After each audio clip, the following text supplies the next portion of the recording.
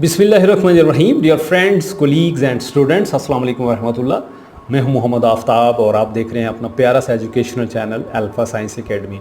इस लेक्चर में हम फिज़िक्स क्लास 12 के एक बहुत ही इम्पॉर्टेंट टॉपिक यानी इलेक्ट्रिक फ्लक्स के बारे में पढ़ने वाले हैं।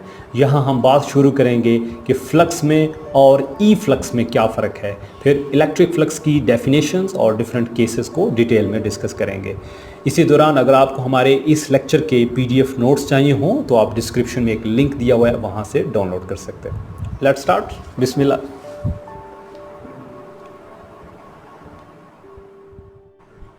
जी हाँ, तो शुरू करते हैं आज का लेक्चर, जिसमें हमारा टॉपिक है इलेक्ट्रिक फ्लक्स। यहाँ हम इसकी डेफिनेशन, इक्वेशन, फिर डिफरेंट केसेस और आखिर में ऐसा यूनिट देखेंगे। हमारा सबसे पहला क्वेश्चन कुछ इस तरह से बनेगा, what is meant by flux and electric flux, explain. Flux और इलेक्ट्रिक फ्लक्स से क्या मुराद है, इसकी वजाहत करें। तो जब हम फ्लक्स की बात करते हैं तो फ्लक्स एक लैटिन वर्ड है। जी हाँ, लातीनी जुबान का एक लफ्ज़ है जिसका मतलब होता है टू फ्लो। इसको हम इनवर्ड फ्लो भी ले सकते हैं, जबकि इसके बरअक्स एक और लफ्ज़ होता है जिसको हम ई फ्लक्स कहते हैं, जिसका मतलब होता है आउटवर्ड फ्लो। जैसे पानी वाला टैप जब हम खोलते हैं उसमें से जो पानी का जो निकलना है बाहर की तरफ, उसको हम ई फ्लक्स कहते हैं। अच्छा, अब हम बात करते हैं इलेक्ट्रिक फ्लक्स से। इलेक्ट्रिक फ्लक्स से क्या मुराद है? किसी भी एरिया में से इलेक्ट्रिक लाइंस ऑफ फोर्स की तादाद को इलेक्ट्रिक फ्लक्स कहते हैं। जैसे ये मान लीजिए कि ये हमारे पास एक बुक है सेकेंड ईयर की फिजिक्स की, ये इसका एरिया है, इसमें से इलेक्ट्रिक लाइंस ऑफ फोर्स का पास करना, कितनी इलेक्ट्रिक लाइंस ऑफ फोर्स इस एरिया में से, ये जो यूनिट एरिया इसमें से पास कर रही हैं, उनकी तादाद को हम इलेक्ट्रिक फ्लक्स करेंगे। जितनी ये ज़्यादा होंगी डेफिनेटली उतना ही फ्लक्स भी ज़्यादा होगा। ठीक है, तो फिर इसकी डेफिनेशन क्या बनी? Electric flux is defined as the number of electric field lines passing through a certain area element. जैसे यहाँ पे आप देख लें, ये जो रेड कलर के एरोज हैं, ये जो लाइंस हैं, ये इलेक्ट्रिक लाइंस ऑफ फोर्स को शो कर रही हैं, इलेक्ट्रिक फील्ड लाइंस को शो कर रही हैं। इसके रास्ते में यहाँ पे ये वाली जो पोजीशन है, पोजीशन ए, यहाँ पे मैं एक ऑब्जेक्ट रखता हूँ, तो इस ऑब्जेक्ट में से 1 2 3 4 लाइन पास कर रही है, तो यहाँ फ्लक्स कितना होगा? 4। जबकि इस ऑब्जेक्ट को मैं ज़रा थोड़ा सा जब ऊपर ले जाता हूँ, जहाँ पे लाइंस एक दूसरे से ज़रा दूर हो रही हैं, तो वहाँ जब मैं रखूँगा इस पोजीशन पे, बी पोजीशन पे, तो इसमें से कितनी लाइंस ऑफ फोर्स पास कर रही है? 2। तो यहाँ जो फ्लक्स है वो कम है, जबकि यहाँ जो फ्लक्स है ज़्यादा है। उसकी वजह उसमें से जो number of lines of force हैं उनकी तादाद ज़्यादा होना है। अच्छा, अब इसको, ये जो फ्लक्स होता है, इसको हम ग्रीक लेटर फाई के साथ रिप्रेजेंट करते हैं। जी हाँ, फाई, PHI, फाई, और ये 21st लेटर है जो ग्रीक अल्फ़ाबेट है उनमें से। अब हम इसकी जो क्वांटिटेटिव डेफिनेशन है उसकी बात कर लेते हैं। क्वांटिटेटिव डेफिनेशन कुछ इस तरह से है कि जो डॉट प्रोडक्ट है इस इलेक्ट्रिक फील्ड इंटेंसिटी का और वेक्टर एरिया का, उसको हम इलेक्ट्रिक फ्लक्स कहते हैं। यानी the scalar product, dot product को स्केलर प्रोडक्ट भी कहते हैं, the scalar product of electric field intensity E and the vector area A is called electric flux through that area. इसको अगर हम मैथमेटिकली देखें तो फिर फाई जो है that is equal to E dot A, dot mean dot product. अब ये दोनों वेक्टर्स हैं, जब हम डॉट प्रोडक्ट खोलेंगे तो साथ कॉस थीटा आएगा। जब भी आप याद है, जब भी आप डॉट प्रोडक्ट को खोलते हैं, दो वेक्टर्स का डॉट प्रोडक्ट जब भी खोला जाता है तो साथ कॉस थीटा आता है, और जब भी दो वेक्टर्स का क्रॉस प्रोडक्ट खोला जाता है तो साथ साइन थीटा आता है और एक यूनिट वेक्टर आता है। अच्छा जी, तो फिर phi is equal to E dot A and that is equal to E A cos theta. अब यहाँ पे ये सवाल है कि ये थीटा क्या है? Theta is the angle between electric field intensity and vector area. जिस हिसाब से, अब यूँ समझे कि यहाँ पे पोजीशन ए पे ऑब्जेक्ट यहाँ पड़ा हुआ है, तो अगर ऐसा पड़ा होता या किसी और एंगल पे होता तो फिर उसमें से जो लाइंस ऑफ फोर्स गुजर रही हैं उनकी तादाद कम या ज़्यादा होती। उस हिसाब से फिर ये जो इलेक्ट्रिक फ्लक्स है ये भी चेंज होता है। अच्छा, इसी चीज़ को लेकर के आगे चलते हैं और फिर देखते हैं कि what are the factors upon which electric flux depends. कौन कौन से फैक्टर्स हैं जिनके ऊपर इलेक्ट्रिक फ्लक्स डिपेंड कर सकता है। तो जो इलेक्ट्रिक फ्लक्स है, चंद एक फैक्टर्स हैं जिनके ऊपर डिपेंड करता है, वो ज़रा देख लेते हैं। सबसे पहले है एरिया ऑफ द सरफेस। ये जो सरफेस है इसका एरिया कितना है? डेफिनेटली ये एरिया जितना ज़्यादा होगा उतनी ही ज़्यादा लाइंस ऑफ फोर्स पास करेंगे। और फ्लक्स भी उतना ज्यादा होगा।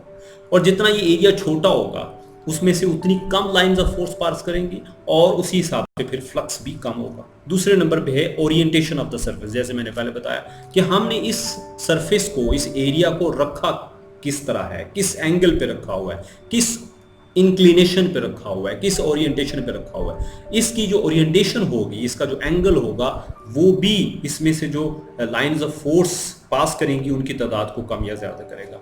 और तीसरे नंबर पे है number of electric lines of force per unit area, कि इसमें से कितनी लाइंस ऑफ फोर्स पास कर रही है। जैसे मैंने पिछली स्लाइड में देखा कि जब हमने उसको नीचे रखा था तो उसमें से 4 लाइंस पास कर रही थी। जब हमने उसको थोड़ा सा ऊपर कर दिया तो जहां लाइंस खुली थी, एक दूसरे से दूर थी, फार्दर अपॉर्ड थी, तो वहां पे चूंकि इसमें से कम लाइंस पास करेंगी तो इस हिसाब से फ्लक्स भी कम हो जाएगा। तो ये 3 फैक्टर्स हैं जिनके ऊपर फ्लक्स डिपेंड करता है। अच्छा, अब चल एक स्पेशल केसेस हैं, और वो जो स्पेशल केसेस हैं सारे के सारे इस ओरिएंटेशन के इर्द गिर्द घूमेंगे। तो ओरिएंटेशन के हिसाब से इलेक्ट्रिक फ्लक्स के चंद एक स्पेशल केसेस हैं, और इसमें केस 1 होगा मैक्सिमम इलेक्ट्रिक फ्लक्स। भाई कोई ना कोई ऐसा एंगल होगा जिसके ऊपर फ्लक्स की वैल्यू मैक्सिमम होगी। फिर इसी तरह उसका अपोजिट कोई ऐसा एंगल होगा जिस पे फ्लक्स की वैल्यू बिल्कुल मिनिमम होगी, और फिर इन दोनों के दरमियान कुछ होगा, यानी मिनिमम और मैक्सिमम के दरमियान इंटरमीडिएट ही होता है, और वो कब होगा और वो किस चीज़ पे डिपेंड करेगा उसको देखेंगे। अच्छा, अब हम यहाँ एक एक को डिस्कस कर लेते हैं, और हम शुरू कर लेते हैं मैक्सिमम इलेक्ट्रिक फ्लक्स से। तो जब मैक्सिमम इलेक्ट्रिक फ्लक्स की बात करते हैं तो भाई कोई ना कोई ओरिएंटेशन ऐसी होगी जिसके ऊपर इलेक्ट्रिक फ्लक्स की वैल्यू मैक्सिमम होगी, और वो ओरिएंटेशन क्या है? परपेंडिकुलर। जी हाँ, अब यहां पे जरा देखें, यहां पे मैंने ये लाइंस ऑफ फोर्स हैं ऐसे,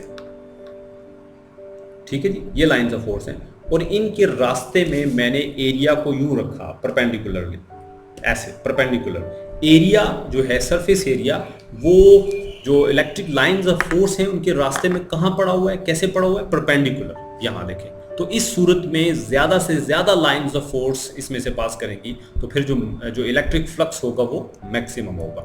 यानी फाई ई जो इक्वेशन यहां बनेगी, इक्वेशन की लैंग्वेज में जब हम बात करेंगे तो phi E is equal to E A perpendicular. ये जो साइन है, ये किसका साइन है? परप का। परप मीन परपेंडिकुलर। तो इस सूरत में चूंकि ज्यादा से ज्यादा लाइंस ऑफ फोर्स उसमें से पास कर रही हैं तो फ्लक्स मैक्सिमम होगा।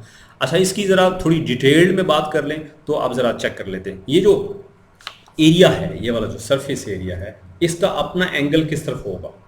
नॉर्मल टू द प्लेन या नॉर्मल टू द सरफेस, ऐसे। और जो फील्ड लाइंस हैं वो भी इसी तरफ है, ठीक है जी।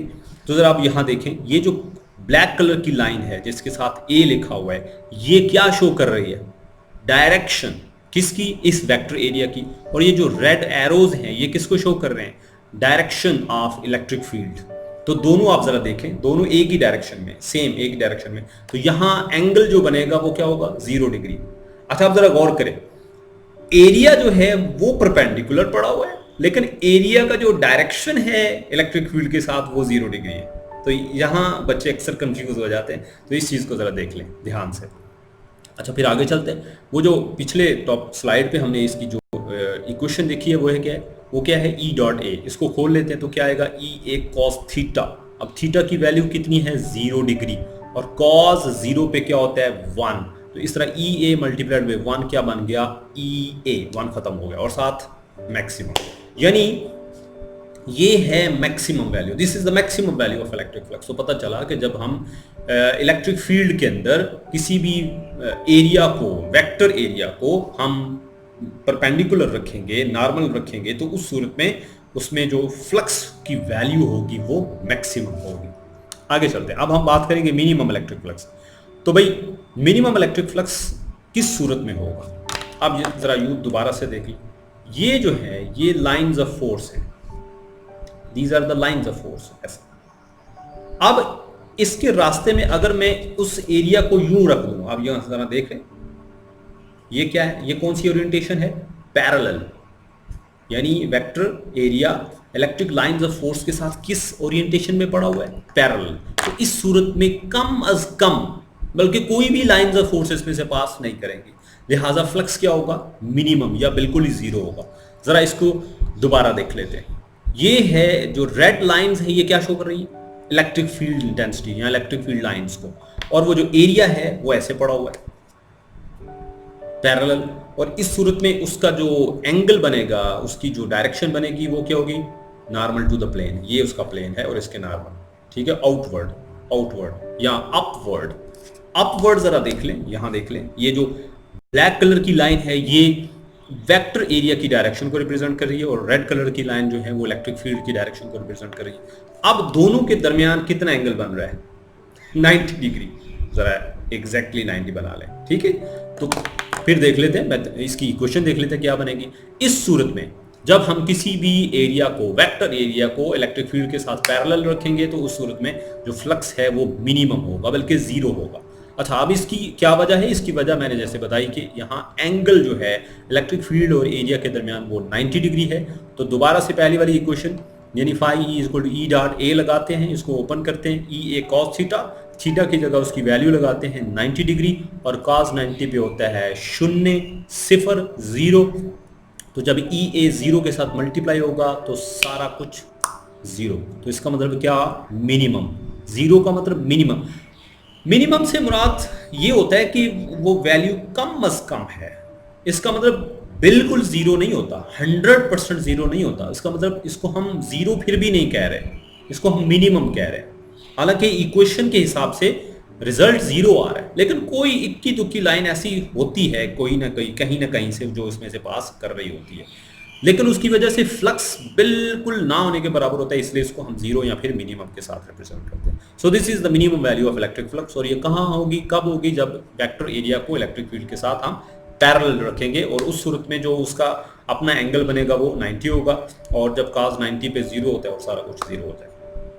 अब इन दोनों के दरमियान एक केस है जिसको हम इंटरमीडिएट केस कहेंगे, यानी when area A is inclined at an angle theta with the lines. यानी एक तो हो गया 0 डिग्री, दूसरा हो गया 90 डिग्री। इन दोनों के दरमियान जो एंगल्स होंगे 0 और 90 के दरमियान, ये वाले जो एंगल्स होंगे, इन एंगल्स पे इलेक्ट्रिक फ्लक्स की वैल्यू इंटरमीडिएट होगी, और वो टोटली किस चीज पे डिपेंड करेगी, एंगल के ऊपर। सो इंटरमीडिएट इलेक्ट्रिक फ्लक्स से क्या मुराद है, इससे मुराद है कि जब भी किसी एरिया ए को हम किसी खास एंगल पे इंक्लाइन कर देते हैं इलेक्ट्रिक फील्ड के अंदर, तो फिर उस सूरत में जो, जैसे यहां देख लें, ये है, ये जो लाइंस ऑफ फोर्स रिप्रेजेंट कर रही हैं ऐसी, ये लाइंस ऑफ फोर्स है, और इसके रास्ते में मैंने इलेक्ट्रिक फील्ड को ना तो परपेंडिकुलर रखा है ना ही पैरेलल रखा है, बल्कि किसी एक एंगल पे रखा है ऐसे।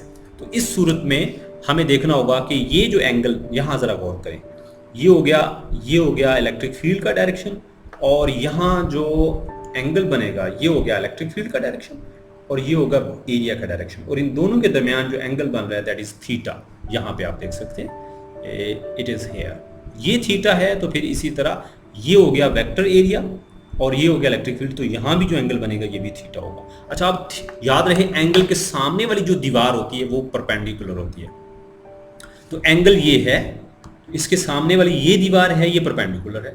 तीसरी लाइन जो है वो तो हाइपोटेन्यूस है, जबकि ये जो लाइन है यहाँ पे, ये जो खड़ी लाइन, ये बेसिकली ऐसे है बेस।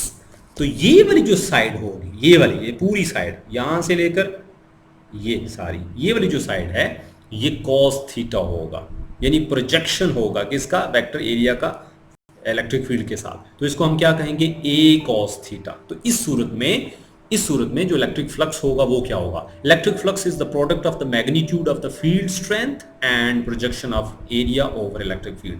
यानी इस सूरत में जो इलेक्ट्रिक फ्लक्स की वैल्यू है वो दो चीजों का प्रोडक्ट होगी, एक उसमें इलेक्ट्रिक फील्ड स्ट्रेंथ है और दूसरा है projection of area over electric field. इसको मैथमेटिकली देख लेते हैं। तो phi E for electric, phi for flux and E for electric. So electric flux is equal to E into projection of A on E. तो जो projection of A on E है वो जैसे मैं पहले बता चुका हूं वो ए कॉस थीटा है, तो ये बन गया ई इंटू ए कॉस थीटा, और इसको हम ई ए कॉस थीटा भी लिख सकते थे। अच्छा, अब इससे क्या मुराद है, इससे मुराद है in this case the amount of flux depends upon the angle of inclination of the vector area over electric field. सारा का सारा जो गेम है वो किसके ऊपर डिपेंड कर रही है, एंगल के ऊपर। एंगल जिस तरह का जितना एंगल होगा उस हिसाब से फिर, यानी जिस एंगल पे हमने उस वेक्टर एरिया को इंक्लाइन किया होगा उसके अंदर से जो number of lines of force pass करेंगी उनकी तादाद भी कम या ज्यादा होगी, और फिर उसी हिसाब से फ्लक्स जो है वो कम या ज्यादा होगा। तो फिर इसका मतलब सारी गेम किसके ऊपर है? एंगल के ऊपर। अच्छा, अब यहाँ पे बड़ी एक मैं मजे की बात आपको बताने वाला हूँ। Smaller the angle greater will be the electric flux. आपने देखा पिछले केस में एंगल 0 डिग्री था तो फ्लक्स मैक्सिमम था, और जब एंगल 90 डिग्री था तो फ्लक्स मिनिमम था। तो इस हिसाब से फिर मैंने ये बात कही कि एंगल जितना कम होगा फ्लक्स उतना ज़्यादा होगा, और एंगल जितना ज़्यादा होगा, जब हम 90 की तरफ जाएंगे तो फ्लक्स कम होना शुरू हो जाएगा, और 0 की तरफ जाएंगे तो फ्लक्स 90 की तरफ जाएंगे तो फ्लक्स मिनिमम होगा, और 0 की तरफ जाएंगे तो फ्लक्स मैक्सिमम होगा। पिछले दो टॉपिक्स को जहन में रखते हुए ओके, आगे चलते हैं। यहाँ पे एक छोटी सी बात और ऐड कर दें, SI unit of electric flux. Electric flux जो है उसका SI यूनिट क्या होगा? क्योंकि जो इलेक्ट्रिक फ्लक्स है वो दो चीज़ों का प्रोडक्ट है। कौन कौन सी चीज़ों का? इलेक्ट्रिक फील्ड इंटेंसिटी का और एरिया का। लिहाजा इसका जो यूनिट होगा वो इन दोनों की यूनिट्स का प्रोडक्ट होगा। किस किस के यूनिट का? इलेक्ट्रिक फील्ड इंटेंसिटी के यूनिट का और एरिया के यूनिट का। अच्छा, अब इलेक्ट्रिक फील्ड इंटेंसिटी जो है वो होती है फोर्स पर यूनिट चार्ज। जी हाँ, फोर्स पर यूनिट चार्ज। तो फोर्स का यूनिट क्या हुआ? न्यूटन। चार्ज का कूलम, तो इस तरह इसका यूनिट बना न्यूटन पर कूलम। और एरिया जो है वो लेंथ इनटू विड्थ, यानी उसका जो यूनिट है वो मीटर स्क्वायर होता है। अब इसको हम सिंप्लीफाई करके लिख लेते हैं, न्यूटन मीटर स्क्वायर कूलम -1। ये हो गया इसका SI यूनिट। अच्छा, उसके बाद इलेक्ट्रिक फ्लक्स, एक और बड़ी अहम चीज जो कि इसके साथ जोड़ना चाह रहा हूं, electric flux is a scalar quantity. जी हाँ, ये एक स्केलर क्वांटिटी है। इसकी कंप्लीट डिस्क्रिप्शन के लिए हमें कहीं भी डायरेक्शन की जरूरत नहीं पड़ी, इसलिए इसको हम स्केलर कहते हैं। जबकि इसके बरक्स वेक्टर क्वांटिटीज कौन सी क्वांटिटीज होती हैं? जिसमें आपको मैग्नीट्यूड के साथ साथ डायरेक्शन भी बताना पड़े। अच्छा, अब एक और नुक्ता मैं यहाँ पे ऐड करना चाह रहा हूँ कि जो वेक्टर एरिया का लफ्ज मैं 3, 4, 5 दफा इस्तेमाल कर चुका हूँ, इससे क्या मुराद है और इसकी क्या डेफिनेशन है। अमूमी तौर पे लोगों का ये ख्याल है कि जो एरिया है वो एक स्केलर क्वांटिटी है, जबकि यहाँ हम बार बार वेक्टर क्वांटिटी, वेक्टर एरिया की बात कर रहे हैं। तो इससे क्या मुराद? तो वेक्टर एरिया एक ऐसी फिजिकल क्वांटिटी है जिसकी मैग्नीट्यूड, जी हाँ, जिसकी मैग्नीट्यूड वो जो सरफेस है उसके एरिया के बराबर होती है। जैसे अगर आप इसकी बात कर लेते हैं तो ये जो वेक्टर एरिया, इसको हम वेक्टर एरिया ले रहे हैं, तो इसकी जो वेक्टर एरिया है वो एक ऐसी फिजिकल क्वांटिटी है जिसकी मैग्नीट्यूड इस सरफेस के एरिया के बराबर है, और जिसका डायरेक्शन हमेशा क्या है? Normal to the plane. जैसे यहाँ आप देख सकते हैं इसका डायरेक्शन अपवर्ड है, और अगर ऐसे पड़ा हुआ है तो इसका डायरेक्शन इस तरफ है, और अगर ऐसे पड़ा हुआ है तो इसका डायरेक्शन किस तरफ होगा? नीचे की तरफ, यानी always normal to the plane. So the physical quantity whose magnitude is equal to the area of surface and whose direction is along the direction of outward normal, and that is called vector area A। इसकी एक equation होती है जिसमें vector area, ये जो ऊपर arrow का sign है ये वेक्टर को शो कर रहा है, इज इक्वल टू NA। इसमें सिंपल A जो है वो मैग्नीट्यूड है, जबकि ये जो यूनिट वेक्टर N है वो उसकी नॉर्मल आउटवर्ड डायरेक्शन को रिप्रेजेंट करता है। अच्छा जी, अब समरी का वक्त है। समरी में सबसे पहले मैं आपको बताता चलूं कि हमने पढ़ा कि फ्लक्स एक लैटिन वर्ड है जिसका मतलब होता है टू फ्लो। इसको हम इनवर्ड फ्लो भी ले सकते हैं, और मैंने इसमें एक चीज़ ऐड की थी कि इसके बरक्स एक ई फ्लक्स होता है जिसका मतलब होता है आउटवर्ड फ्लो। इलेक्ट्रिक फ्लक्स से मुराद है कि किसी वेक्टर एरिया में से या किसी सर्टन एरिया एलिमेंट में से कितनी लाइंस ऑफ फोर्स पास कर रही हैं, उनकी तादाद को इलेक्ट्रिक फ्लक्स कहते हैं। और इसकी जो क्वांटिटेटिव डेफिनेशन थी उसके हिसाब से इलेक्ट्रिक फ्लक्स जो है वो इलेक्ट्रिक फील्ड इंटेंसिटी और वेक्टर एरिया का स्केलर प्रोडक्ट है, और जिसकी जो इक्वेशन है वो है phi = E.A, जिसको हम EA cos थीटा भी लिख सकते हैं। और इलेक्ट्रिक फ्लक्स जिन चीज़ों पे डिपेंड करता है उसमें सबसे पहली चीज़ थी एरिया ऑफ द सरफेस, दूसरे नंबर पे थी उसकी ओरिएंटेशन, और तीसरे नंबर पे वो किस जगह पे उसको हमने रखा हुआ है और उस वक्त उसमें से कितनी लाइंस ऑफ फोर्स पास कर रही हैं। उसके बाद हमने कहा कि जो वेक्टर एरिया है, जब एरिया जो है उसको हम परपेंडिकुलर रखेंगे तो फ्लक्स मैक्सिमम होगा, और जब एरिया को हम पैरेलल रखेंगे इलेक्ट्रिक फील्ड के साथ तो उस सूरत में फ्लक्स मिनिमम होगा। और इसके दरमियान में एक केस था जिसको हमने इंटरमीडिएट फ्लक्स कहा, जो टोटली एंगल पे डिपेंड करता है। और इसी तरह इलेक्ट्रिक फ्लक्स जो है एक स्केलर क्वांटिटी है, और इसके लिए हमें किसी डायरेक्शन की ज़रूरत नहीं पड़ती, और इलेक्ट्रिक फ्लक्स का जो SI यूनिट है वो है न्यूटन मीटर स्क्वायर पर coulomb. That's it, thank you very much for watching. हमारा जो नेक्स्ट लेक्चर होगा वो इसी सिलसिले का नया और अगला टॉपिक है, जिसमें हम इलेक्ट्रिक फ्लक्स की बात करेंगे through a sphere and closing a charge. एक दफ़ा फिर से थैंक यू वेरी मच, और अपना बहुत ख्याल रखिएगा। हमारी इन वीडियोज़ को अपने दोस्तों के साथ शेयर करें, हमारे चैनल को सब्सक्राइब कर लें और इन वीडियोज़ को लाइक कर दें। इसी से हमें थोड़ी जो है वो एनर्जी मिल जाती है, थोड़ा सा हौसला मिल जाता है कि बहुत से लोग हैं जो हमारे इस कारवां का हिस्सा हैं। अपना बहुत ख्याल रखिएगा। नेक्स्ट लेक्चर में मुलाकात होगी इंशाल्लाह ताला। गुड बाय, अल्लाह हाफिज़।